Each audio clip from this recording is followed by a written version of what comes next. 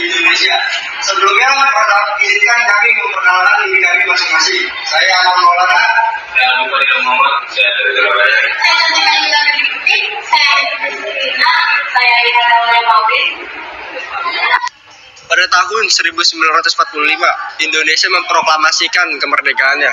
Setelah lebih dari 300 tahun berada di bawah penjajahan Belanda, rakyat Indonesia dengan penuh semangat menyatakan kebebasan dan hak untuk menjadi bangsa merdeka. Namun, meski proklamasi telah dikumandangkan pada 17 Agustus 1945, perjuangan untuk mempertahankan kemerdekaan ternyata masih panjang.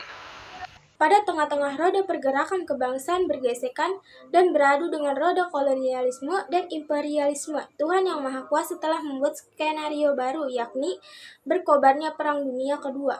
Perang tersebut dengan cepat menjalar ke Indonesia yang ditandai dengan datangnya tentara Jepang, yang kemudian ikut menyudahi kemaharajaan Belanda di Indonesia.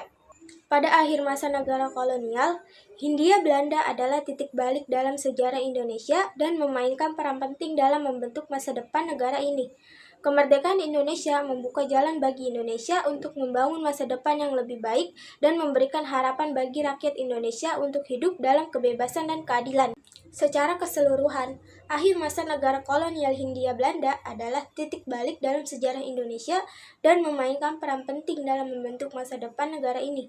Kemerdekaan Indonesia membuka jalan bagi Indonesia untuk membangun masa depan yang lebih baik dan memberikan harapan bagi rakyat Indonesia untuk hidup dalam kebebasan dan keadilan. Pada awal abad ke-20, Belanda memperkenalkan kebijakan etis yang bertujuan untuk membayar utang budi kepada rakyat Indonesia.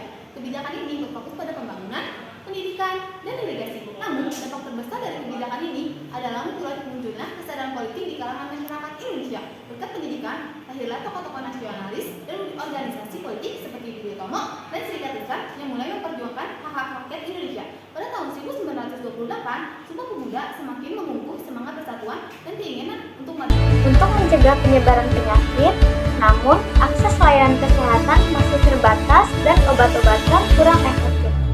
Karena prioritas pemerintah yang lebih memperhatikan kepentingan ekonomi dan politik mereka sendiri. Di bidang sosial yaitu sebagai berikut. 1. Kedudukan kaum cendekiawan makin penting. 2. Lahirnya Unit Nation Rehabilitation Administration, disingkat UNRA, yang bertugas menolong korban perang. 3. Timbulnya kemiskinan, kelaparan, wabah penyakit, dan bentuk kesengsaraan lainnya. B. Bidang ekonomi. Akibat Perang Dunia Kedua di bidang ekonomi yaitu sebagai berikut. 1. Peran menyebabkan rusaknya tatanan ekonomi dunia, sehingga Jerman dan Jepang tumbuh menjadi negara industri maju. 2. Amerika Serikat sebagai pihak yang memang peran, maka Amerika memberikan bantuan kepada sekutu-sekutunya, contohnya Marshall Plan tahun 1947. C. Bidang politik. Akibat Perang Dunia Kedua di bidang politik yaitu sebagai berikut. 1. Munculnya negara superpower yaitu Amerika Serikat dan Uni Soviet yang saling bertetangga.